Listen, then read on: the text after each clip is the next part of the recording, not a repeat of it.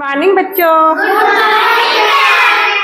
देखिए बच्चों, जब आपके कहीं चोट लग जाती है या आप लोग कट जाते हैं तो क्या होता है? खून बहने लगता है ना। तो ये आपका खून क्या बहता ही रहता है? थोड़ी देर बाद जम जाता है ना। इससे क्या होता है? आपका खून बहना बंद हो जाता है। इसको क्या कहते हैं? खून का जमना, है ना। भाई अगर खून ना जमे तो क्या होगा? सब खून निकलते ही जाएगा और आखिरी में क्या होगी? हम लोग की मृत्यु हो जाएगी, है ना। लेकिन आप लोग देखते हैं कि अगर किसी का एक्सीडेंट होता है ना, सर फट जाता है कुछ भी, तब क्या होता है? तब क्या खून जमता है? नहीं जमता है। खून निकलता ही रहता है, तभी तो मृत्यु हो जाती है। क्योंकि इतनी ज्यादा मात्रा में निकलता है कि खून के जमने वाली प्रोसेस नहीं हो पाती है ना।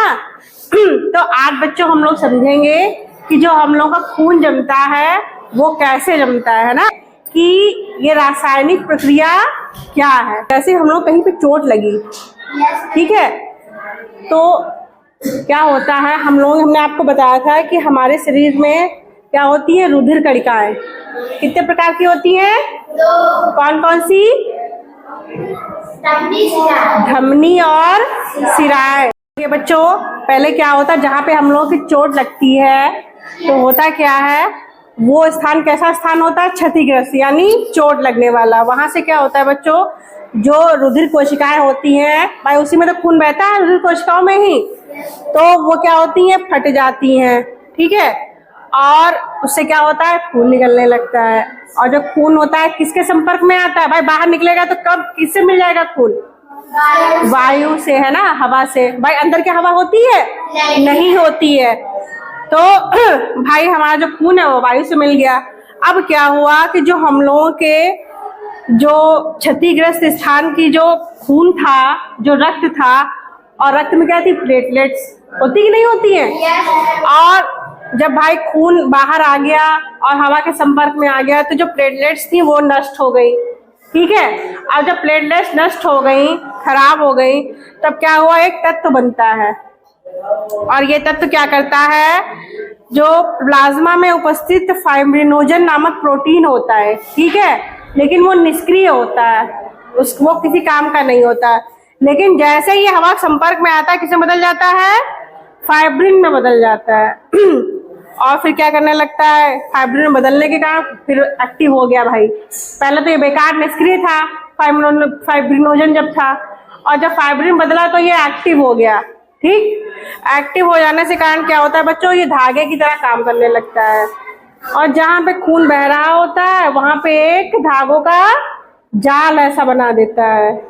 और जो खून बह रहा होता है उसमें क्या होती है? WBC और RBC होती है, वो उसमें उलझ जाती धागों में, ठीक। भाई हम लोग अगर ऐसे खड़े हैं और सामने कोई जाल, जैसे मछली का जाल वगैरह नहीं होता है, डाल दिया तो हम लोग उसमें उलझ जाएंगे कि नहीं उलझ जाएंगे?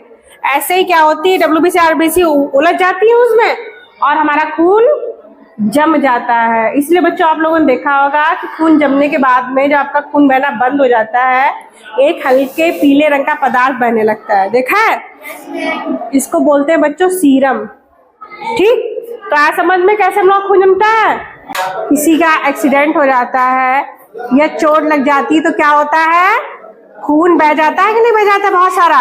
तो अगर आप डॉक्टर के पास जाते हैं तो डॉक्टर क्या करेगा? खून चढ़ाना पड़ेगा। भाई खून की कमी हो जाएगी तो खून ही तो चढ़ाना पड़ेगा। तो खून चढ़ाने से पहले डॉक्टर क्या पूछेगा?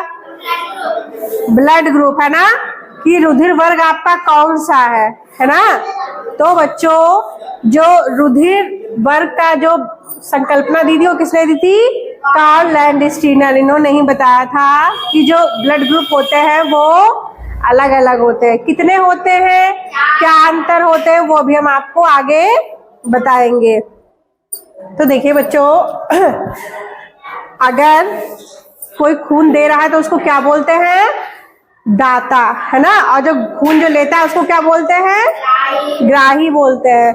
तो बच्चों खून अगर कोई दे रहा है और कोई ले रहा है तो खून कैसा होना चाहिए? ब्लड ग्रुप अलग अलग होना चाहिए कि सेम होना चाहिए? सेम होना चाहिए। अच्छा, अलग अलग होगा तो क्या होगा? मृत्यु हो जाएगी, मर जाएगा, है ना। लेकिन बच्चों, क्या आप लोगों ने सोचा है कि खून का रंग कैसा होता है? लाल। सबका लाल ही होता है ना मनुष्य में। तो फिर ऐसा क्या अंतर हो गया कि अगर दूसरे का ब्लड ग्रुप दूसरे का चढ़ा दिया तो वो खत्म हो जाता है ना। तो होता क्या है बच्चों, जो हमारा खून होता है उसको 4 वर्गों में बांटा गया है, ठीक है।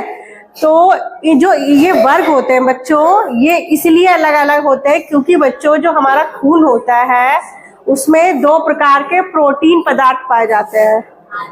एक होता है एंटीजन, होता है एक एंटीबॉडी। 2 चीजें होती हैं हम लोग खून में। तो बच्चों, जो एंटीजन होता है वो हमारी रुधिर कणिकाओं के जीव कला के बाहरी स्तर पर होता है। अच्छा बच्चों, खून को कितने भागों में बांटा गया है? 2 भागों में बांटा गया है। कौन कौन सा? रुधिर कणिकाएं और प्लाज्मा। तो जो बच्चों एंटीजन होता है वो रुधिर कणिकाओं के बाहरी स्तर पर होता है और एंटीबॉडी किसमें होता है? तो रक्त के दोनों भागों पे होता है, ठीक है। जो एंटीजन होता है उसको अंग्रेजी के बड़े अक्षर AB से प्रदर्शित करते हैं, ठीक। और जो एंटीबॉडी होता है उसको छोटे A और B से, ठीक है।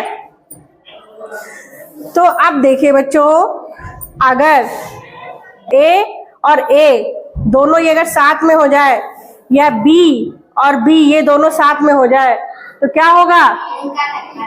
खून का थक्का जम जाता है भाई। इसलिए इंसान की मृत्यु हो जाती है। अलग अलग ब्लड, दूसरे ब्लड ग्रुप का पहुंचकर, जैसे जो देता है उसका अगर दूसरा ब्लड ग्रुप हुआ तो ग्राही के शरीर में जाकर क्या होता है?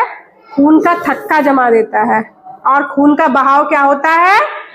रुक जाता है या बंद हो जाता है। इससे क्या होता है? इंसान की मृत्यु हो जाती है। भाई, हम लोग के शरीर में खून दौड़ता रहता है कि नहीं दौड़ता रहता है? अगर खून दौड़ना बंद कर देगा तो मृत्यु हो जाएगी। इसलिए क्या होता है बच्चों, जो ब्लड ग्रुप है उसको सेम होना चाहिए। ब्लड ग्रुप कितने होते हैं बच्चों? 4 प्रकार के, A, B, AB और O। इसके बारे में हम आगे आप बताएंगे आपको कि किसको किसको दे सकते हैं, किसको किसको नहीं दे सकते। आगे है बच्चों, जो कार्ल लैंडस्टीनर ने ब्लड ग्रुप बताया उसका क्या महत्व है। देखिए बच्चों, ब्लड ग्रुप पता होने से क्या होता है बच्चों, किसी भी व्यक्ति में खून की अगर कमी हो जाती है तो उसको खून चढ़ाया जा सकता है ना। तो इस तरीके से अब फायदा इसका ये हुआ कि हर जिले में एक एक ब्लड बैंक बना दी गई है, या जो चिकित्सालय होते हैं उनमें भी होती है। इससे क्या होता है, अगर किसी को इमरजेंसी में ब्लड की जरूरत है तो क्या कर सकता है? वो ले सकता है। भाई, अगर ब्लड बैंक ना हो, ठीक है, तो इनको अगर खून की कमी हो गई है तो इनका ब्लड ग्रुप अगर B है तो हम ढूंढते घूमेंगे किसका है, तब तक उसकी तो मृत्यु हो जाएगी, है ना। तो हमारी सरकार ने ब्लड बैंक बना रखे हैं। उसमें क्या होता है कि अगर हमें कमी है खून की, अगर हो गई इमरजेंसी में, तो हम लोग तुरंत खून ले सकते हैं ना। या परिवार का कोई सदस्य है अगर सेम ब्लड ग्रुप है तो उसको दान कर सकता है, ठीक है। आया समझ में ये? देखिए बच्चों, अब आया है ब्लड बैंक। आप लोग पैसे कहाँ से निकालते हो? तो वो किस चीज की बैंक है? पैसों की है। ऐसे ही बच्चों, जहाँ से हम लोग खून लेते हैं या देते हैं वो किसकी बैंक होती है? खून की बैंक, यानी ब्लड बैंक उसको बोलते हैं। और बच्चों, ये ब्लड बैंक कहाँ कहाँ पे होती है? सभी जिलों में होती है, या फिर जो बड़े बड़े हॉस्पिटल होते हैं वो भी रखते हैं ब्लड बैंक, है ना। लेकिन होती किस लिए है? जैसे कोई भी इंसान है, उसका एक्सीडेंट हो गया या खून की कमी हो गई तो इमरजेंसी में खून ले सके, है ना। भाई, अगर किसी को चोट लग गई तो मांगने थोड़ी, पूछना थोड़ी जाएगा तुम्हारा कौन सा है ब्लड ग्रुप, तुम्हारा कौन सा है। तो ब्लड बैंक में हमेशा अवेलेबल रहता है खून, ठीक है। और यहाँ पर बच्चों जो खून होता है वो 40 डिग्री फ़ारेनहाइट पे रखा जाता है। किसमें रखा जाता है? प्लास्टिक या कांच की बोतलों में, है ना। और एयर टाइट में रखा जाता है, यानी जिसमें वायु अवरुद्ध हो, यानी हवा आ जा ना सके। अगर बच्चों खून हवा के संपर्क में आएगा तो क्या होगा, जम जाएगा, इसलिए एयर टाइट में ही रखा जाता है, बोतलों में रखा जाता है। अच्छा बच्चों, हम लोगों का खून अगर बाहर निकल गया वो तो खराब हो जाता है, तो फिर ये ब्लड बैंक में खून कैसे मतलब रहता है हमेशा? उनमें केमिकल मिलाया जाता है। कौन सा केमिकल मिलाया जाता है? Sodium citrate. ये हमारे खून को खराब नहीं होने देता है बोतलों में, है ना, ये केमिकल मिलाने से। और कितने दिन तक ये सुरक्षित रह सकता है? 30 दिन तक, यानी 1 महीने तक ये सुरक्षित, 1 महीने के बाद खराब हो जाता है। ठीक है, तो अब भाई जब हम लोग खून लेते हैं या दिया जाता है, लेते वक्त तो चलो हम लोग पता कर लेते दूसरे का, ठीक है, लेकिन जो हम लोग जिससे ले रहे हैं खून या जो दाता है उसके खून में जांच की जाती है कि पहली बात तो वो ब्लड ग्रुप सेम हो, इसके अलावा अगर वो HIV पॉजिटिव है या हेपेटाइटिस B और C या मलेरिया है उसके ब्लड में पॉजिटिव होता है, उसका टेस्ट तो खून नहीं लिया जाएगा। ये सभी रिपोर्ट क्या होती है, नेगेटिव आनी चाहिए, तभी उसका खून लिया जाएगा ब्लड बैंक में, है ना। और उसका जो खून है वो विषाणु, जीवाणु, प्रोटोजोआ से भी मुक्त होना चाहिए, उसमें ये चीजें नहीं होनी चाहिए। ठीक है, तभी ब्लड बैंक जो होते हैं वो खून लेते हैं। और बच्चों, खून की कमी से कौन सा रोग होता है? एनीमिया होता है। अब देखिए बच्चों, ये जो 4 ब्लड ग्रुप होते हैं, ठीक है, इनमें से O क्या होता है? सर्वदाता, यानी सबको खून दे सकता है। ठीक है, और AB कौन होता है? यानी सबका खून ले सकता है। ठीक है, अगर जैसे ये O है इनका, ठीक है, तो कोई भी ब्लड ग्रुप वाले हो तो ये सबको खून दे सकती है। ठीक है, लेकिन AB वाले होते हैं वो सबका ले सकते हैं। जैसे में खून की कमी हो गई और हमारा ब्लड ग्रुप AB है तो हम किसी का भी ले सकते हैं, हमें फर्क नहीं पड़ेगा कि किसी का ब्लड ग्रुप A है, B है, AB है या O है, ठीक, कि सबका ले सकते हैं। ठीक, अब ये देखिए, O वाले क्या है? सबको दे सकते हैं। ठीक, और O वाला बेचारे किसी का नहीं ले सकते हैं, खाली O का ही ले पाएंगे। सबसे बेकार O वाले होते हैं, दे सबको सकते हैं लेकिन ले नहीं सकते, ले खाली O का ही सकते हैं। जो ब्लड ग्रुप A है बच्चों, वो अपना O का ले सकता है और अपना ले सकता है, बाकी इन दोनों का नहीं ले सकता है। B भी ऐसा ही है, B O का ले सकता है और B का ले सकता है, बाकी इन दोनों का नहीं ले सकता है। AB है वो सबका ग्रहण कर सकता है। ठीक है